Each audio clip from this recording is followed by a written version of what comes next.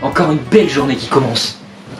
Tout se passait pour le mieux. Alors comme à mon habitude, j'ai pris mon petit déj préféré, céréales, chocolat caramel dans du sirop d'érable, j'ai joué à la console, j'ai appelé ma banque pour régler mes problèmes de plafond. Bon, bah nique ta mère. J'en ai profité pour donner à manger à mon chat, console, un appel pour prendre des nouvelles des parents, Bon, bah nique ta mère. reconsole, j'ai pris un peu de mon temps pour jeter les poubelles, je me suis assis quelques instants pour regarder un super reportage sur la reproduction humaine, reconsole, et au moment où je m'y attendais le moins, j'étais loin de me douter qu'il allait se passer le truc le plus dingue de ma vie.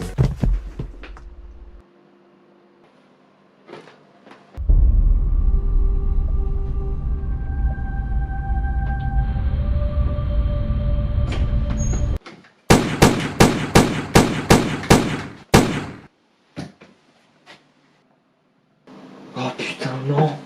Merde, qu'est-ce que j'ai fait?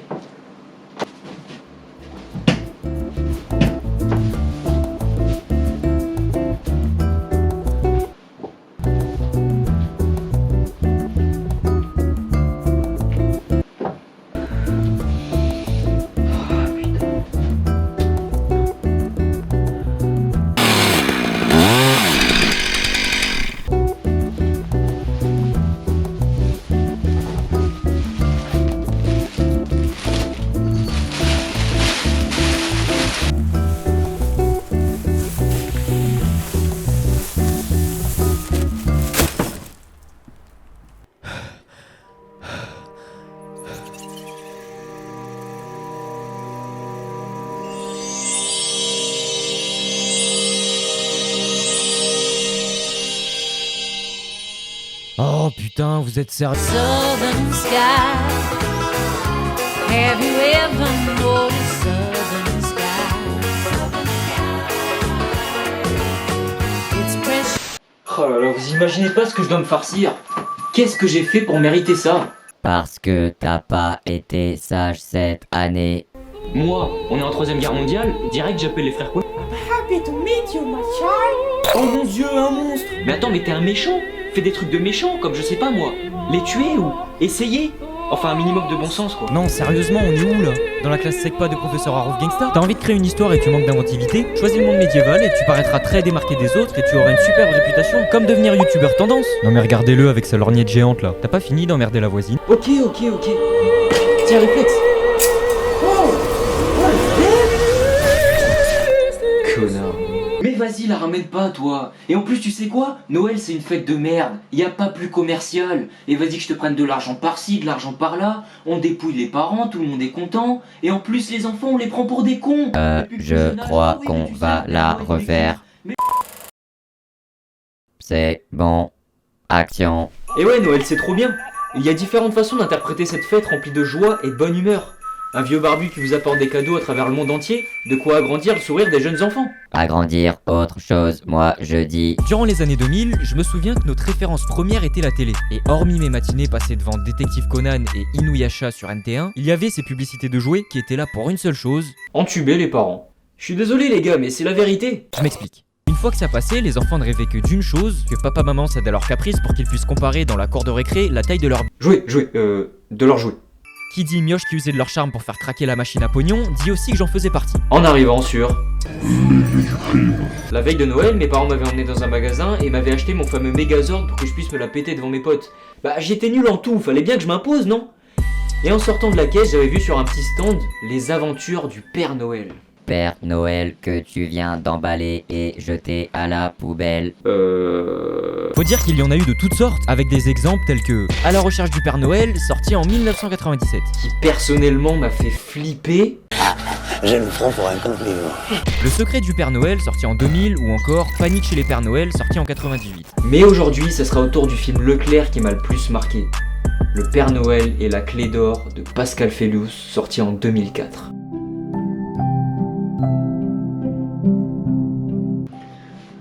Il était une fois un lutin pas comme les autres. Imposant par sa taille de géant, d'un bidon rond comme un ballon, et d'une barbe blanche comme du marbre, ce dernier avait un appétit hors norme. De ce fait, un jour, il but du coca par pure gourmandise, et devint rouge comme du hou.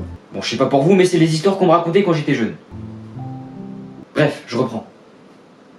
Ce curieux personnage, doux et attachant, était amoureux des fêtes de fin d'année. Il aimait par-dessus tout l'argent. les enfants, en passant par toutes les cheminées du monde entier. Ça doit en faire des trous à boucher. Se diriger vers les sapins, y déposer un présent, afin de faire sourire les futurs délinquants. Donc au fil des années, nous nous retrouvons en 2004 pour suivre la nouvelle aventure du Père Noël qui, visiblement, a assez de temps pour faire un petit bonhomme de neige, mais pas assez pour postuler chez Pôle emploi. Ta mère! Bah oui, monsieur Noël, distribuer des cadeaux aux enfants et leur faire peur, c'est pas un vrai métier, ça. Un peu comme youtubeur. Gaspard, salutine. Oui, Gaspard. Ouais, je sais, c'est une meuf, ouais. Mais va bien te faire foutre. En plus d'être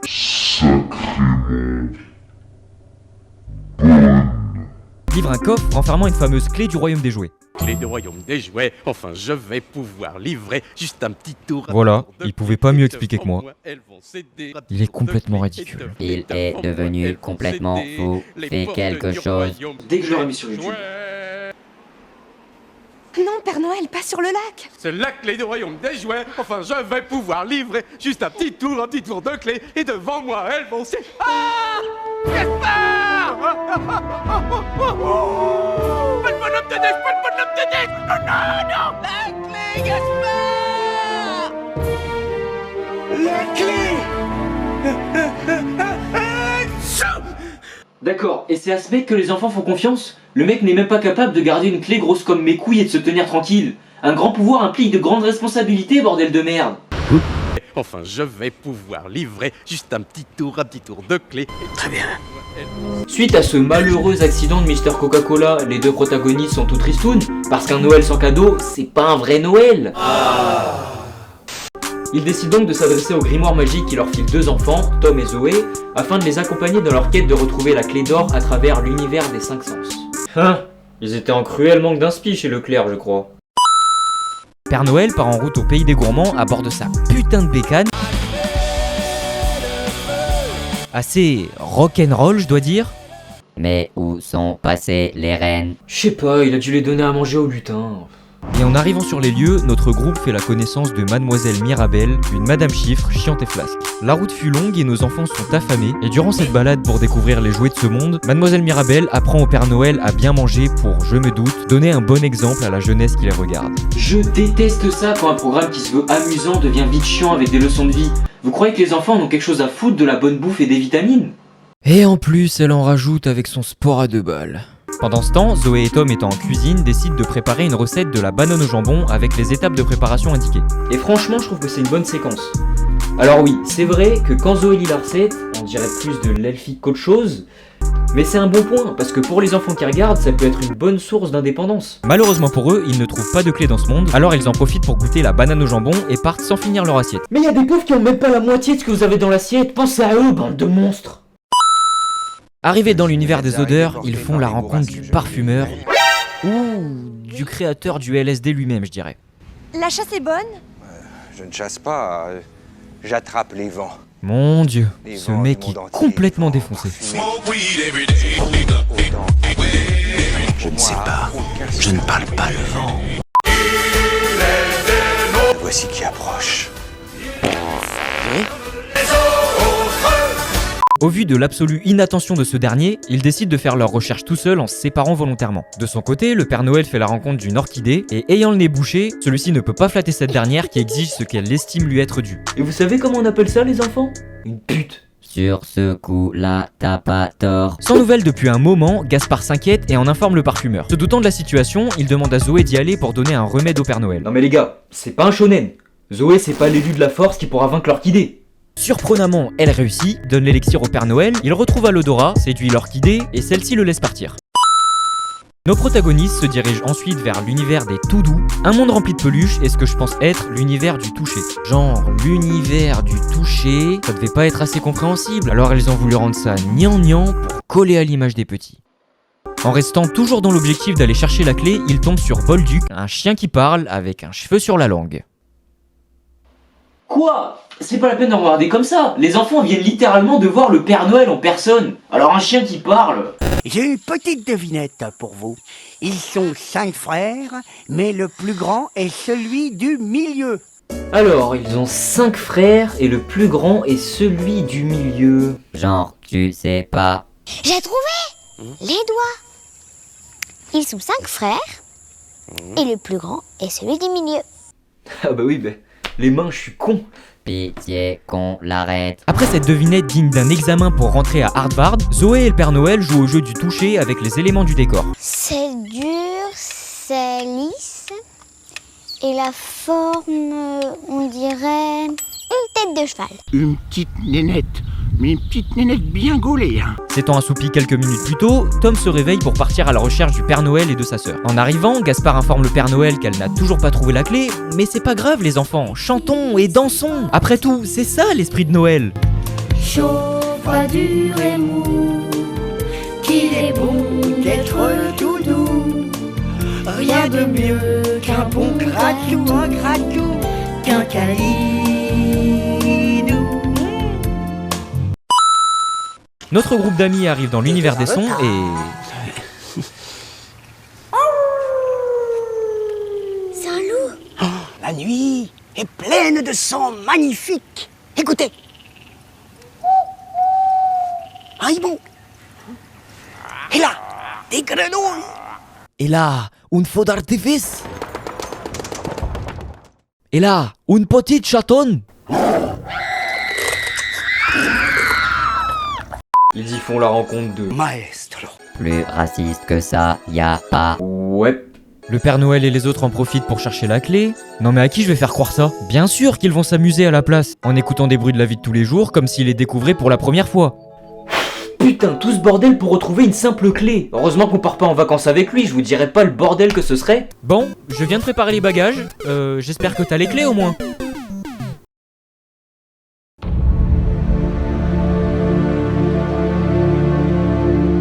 Donc Maestro en profite de la venue de nos irréductibles Gaulois pour leur apprendre ce qu'est un son en leur faisant écouter des sons inconnus du grand public tels que Au clair de la lune, Il était un petit navire ou encore Mon beau sapin, roi des forêts. Par la suite, Zoé, très curieuse comme elle est, demande à Maestro Pourquoi je ne peux pas voir les sons? et celui-ci lui répond Parce que il est comme un serpent invisible qui se promène dans l'air pour voyager de la bouche jusqu'à l'oreille.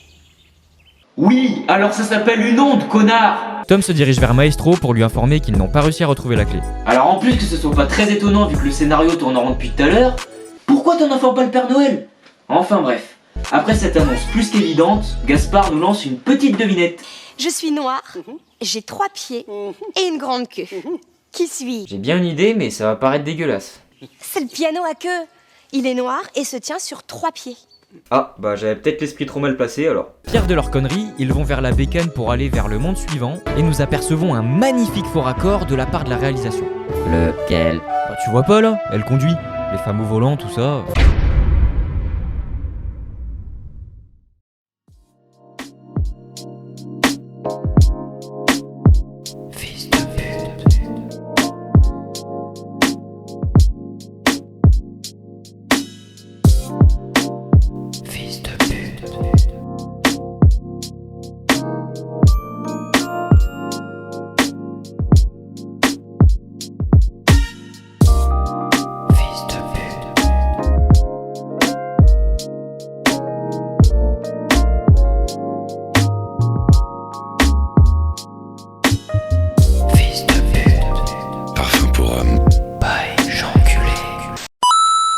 En entrant dans le dernier univers qui me semble être l'univers de la vue, ils font la rencontre de la princesse des images interprétée par du sacré guest, Frédéric Bell. Qu'est-ce qu'on a fait au bon Dieu? Oh, elle est canon. Qu'est-ce que vous êtes? Bonne, tu peux le dire. C'est encore un enfant espèce de... Tout le monde en profite pour lui dire des mots doux, des mots gracieux, élégants, remplis d'amour et de... Oh, belle comme une tortue ninja. Comme une tortue ninja? Sérieux? Oh ben Gaspard, t'es pas tout, hein. La princesse l'enferme dans un miroir, et même si je suis pas du tout fan de « il ne faut pas dire ça à une fille », je crois que là, elle a bien cherché. Mais les voilà les fameuses tortues ninja mutantes. Je l'avais celui-là. Pendant que Gaspard se fait séquestrer, la princesse invite le Père Noël et Zoé à prendre place afin de faire la meilleure reproduction artistique de sa personne. Montre-moi ton œuvre. Voilà, ça te plaît? Oh, quelle horreur! Qu'est-ce que vous pensez de ceci? Oh. Je pense que j'ai bien réussi les cheveux, non? Ho ho ho, c'est moi, c'est le Père Noël. J'ai cru comprendre qu'un petit enfant m'a demandé de lui faire un dessin représentant son papa et sa maman. Alors voici ce que j'ai fait. Plutôt réaliste, non ? La princesse décide, je ne sais pas pourquoi, de faire revenir Gaspard et Tom, parce que oui, elle embarque ce pauvre petit dans cette petite querelle de fillette mature. Triste de ce que peut représenter sa personne sur un dessin, elle perd espoir, mais Gaspard, avec son pouvoir du fond vert, montre enfin à la princesse à quoi elle ressemble vraiment. Regardez-vous. T'avais un miroir depuis le début. Mais qu'est-ce que ça te coûtait de te retourner? Évidemment, ils n'ont toujours pas cette putain de clé et décident de retourner au pôle Nord bredouille. Ou plutôt broucouille, comme on dit dans le bouchonnois. En arrivant, ils nous font un petit récapitulatif des événements, au cas où on nous prendrait pour des cons, et décident de renvoyer Tom et Zoé chez eux. Le Père Noël, désespéré, lâche tout son sac à propos de son ressenti sur le bonheur des enfants, et c'est miraculeusement grâce au pouvoir de l'amour que la clé revient. Toute cette route pour rien. Le Père Noël et Gaspard ouvrent la porte du royaume des jouets, s'envolent dans un fond vert dégueulasse vers d'autres cieux comme la Team Rocket pour aller livrer des cadeaux de Noël. Tout est bien qui finit bien. Et moi, je vais aller prendre l'air pour tirer sur des chats de gouttière, je pense que ça va me calmer.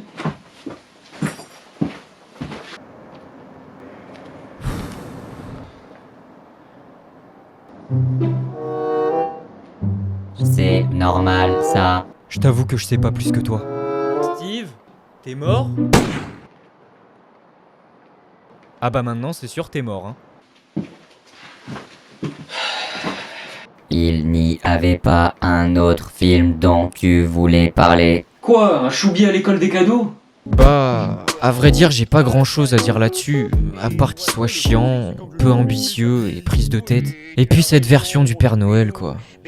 J'ai toujours eu du mal avec ce Père Noël. Non mais sans déconner, on dirait Madame Michelin, ma prof de CE2 qui me faisait tout le temps la morale sur tout quand j'étais à l'école. Eh les gars, moi ce qui m'intéressait quand j'avais 8 ans, c'était les Team Titans et les Power Rangers. Et j'avais qu'une hâte, c'était que mes parents me les offrent à Noël. Et... Quoi? Mav, je crois qu'on s'est fait avoir depuis le début. Le mauvais jeu d'acteur, les effets spéciaux mal gérés, le scénario gaga et surtout la mise en avant des jouets et de leur prix. Et tout ça pour nous faire comprendre qu'en fait ce film était une pub géante. C'est fou. C'est fou à quel point ils sont prêts à nous embarquer dans une sphère d'achat. De base, on est passé censé un bon moment en famille. Tout ça pour l'argent, quoi. Je trouve ça malsain. Sauf que je t'arrête tout de suite. Pourquoi? Parce que même si le concept est fait avec une intention douteuse, les films restent avant tout divertissants. Nous gardons un avis négatif sur le sujet car nous avons grandi et n'avions-nous pas perdu notre âme d'enfant en grandissant? Cette innocence, personnellement, en me mettant à la place d'un gamin, je ne me poserai pas la question de combien ça coûte ou non. Je voudrais juste rêver en me disant que je pourrais avoir la même chose qu'à la télé.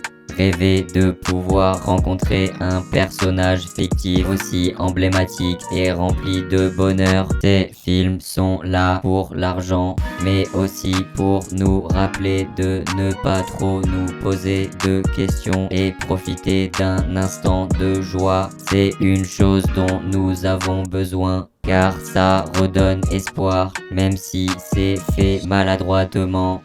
Il en faut peu pour être heureux. Et c'est comme ça que je l'ai interprété en analysant ces films. T'as raison. Et c'est vrai qu'on devrait tous se décontracter en ce moment. Surtout avec ce qui nous arrive en ce moment, l'épidémie, tout ça. Et surtout, n'oubliez pas votre masque. Bon, c'est vrai que j'ai été un peu dur avec ces films, mais je leur laisse une seconde chance. Bon, sur ce, je vous souhaite à tous et à toutes un joyeux Noël. Eh bah putain, c'est pas trop...